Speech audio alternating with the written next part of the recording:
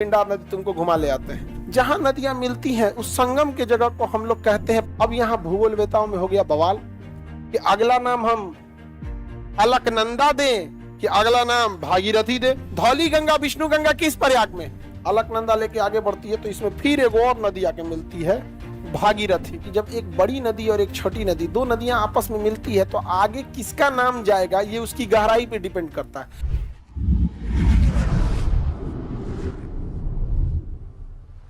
तो देखते हैं गंगा नदी के बारे में। गंगा नदी जो है कई नदियों के मिक्सचर से बनती है, कई नदियों के मिक्सचर से बनती है और उसके बाद यूपी में प्रवेश करती है। तो यहाँ एक दो नदी नहीं मिलके कई नदियां मिलके किसका निर्माण करती है? गंगा नदी का निर्माण करती है। अब हमको समझना है ये गंगा नदी का यहाँ पे। तो देखिए बद्रीनाथ के ऊपर एक बर्फ का पहाड़ है जिसका नाम है संतोपथ। क्या नाम है? संतोपथ। यहाँ से दो नदियां निकलती हैं, एक का नाम है धौली गंगा और एक का नाम है विष्णु गंगा।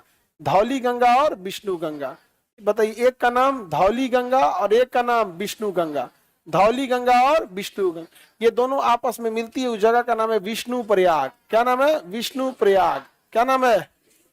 विष्णु प्रयाग। और जब ये विष्णु प्रयाग में मिलती है तो इसका नाम बदल जाता है, इसका नाम हो जाता है अलकनंदा। क्या नाम हो जाता है? ये लिख देंगे तो समझ जाएंगे। धौली गंगा विष्णु गंगा मिलके कौन सी नदी बनाती है? अलकनंदा। कौन सी नदी? अलकनंदा में आके नदी मिलती है एक तो नंदाकनी नदी। कौन सी नदी? नंदाकनी नदी। कौन सी नदी? नंदाकनी नदी। कौन सी नदी? नंदाकनी नदी को अलकनंदा आगे लेकर जाती है। नंदाकनी नदी को कौन आगे ले जाती है? अलकनंदा। फिर इसमें एक नदी आके मिलती है पिंडार नदी।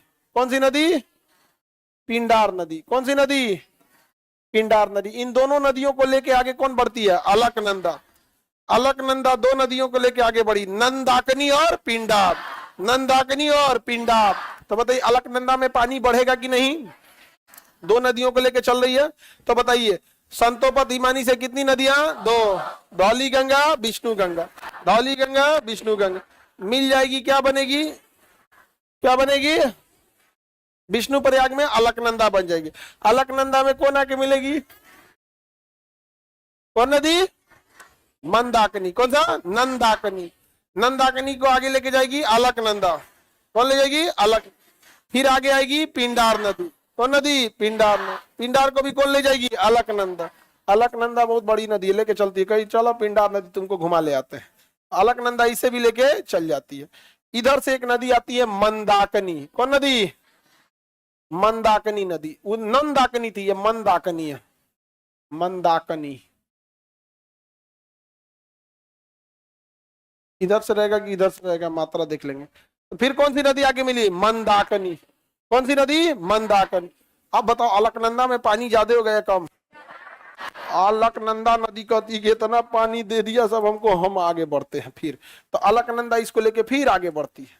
अलकनंदा इसे लेके फिर आगे बढ़ती है। इसे अलकनंदा लेके आगे बढ़ती है तो इसमें फिर एक और नदी आके मिलती है भागीरथी। कौन सी नदी आती है?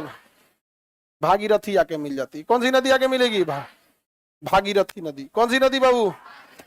भागीरथी। भागीरथी। कौन सी नदी? भागीरथी। अब देखिए ध्यान से, जहां नदियां मिलती हैं उस संगम के जगह को हम लोग कहते हैं प्रयाग। क्या कहेंगे? प्रयाग। ये जगह है आपका विष्णु प्रयाग। कौन जगह? कौन जगह? विष्णु।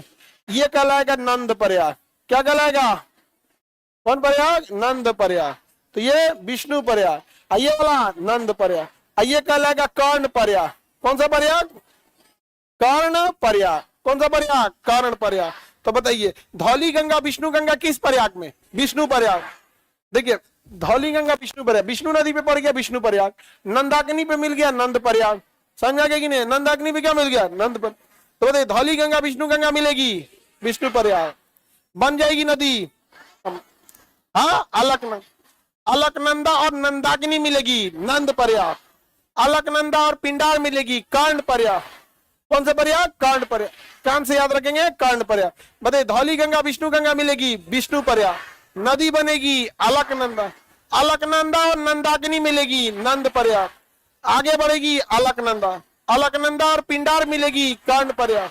अलकनंदा और पिंडार कहां पे? कर्ण प्रयाग। और अलकनंदा और मंदाकिनी मिलेगी रुद्रप्रयाग। कौन सी जगह पे? रुद्रप्रयाग। कौन सा प्रयाग? याद रहेगा? दोबारा ध्यान से एकदम बताना है आप लोग को, एकदम ध्यान से। धौली गंगा विष्णु गंगा मिलेगी, नदी बनेगी अलकनंदा और नंदाकिनी, अलकनंदा और पिंडार कर्ण प्रयाग। कौन सा प्रयाग? कर्ण। अलकनंदा और मंदाकिनी रुद्रप्रयाग, अलकनंदा और मंदाकिनी रुद्रप्रयाग। कौन सा प्रयाग?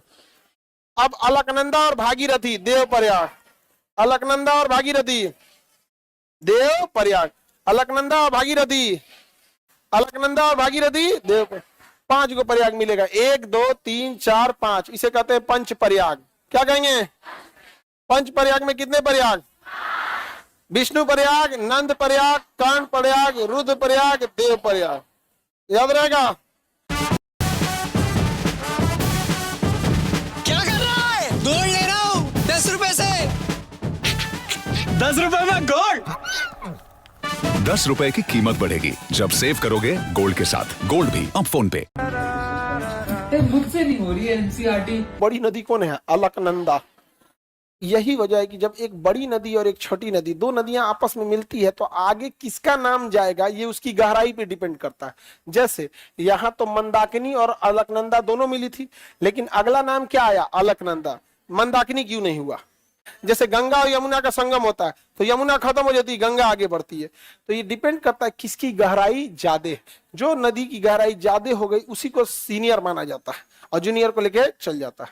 समझ में गया?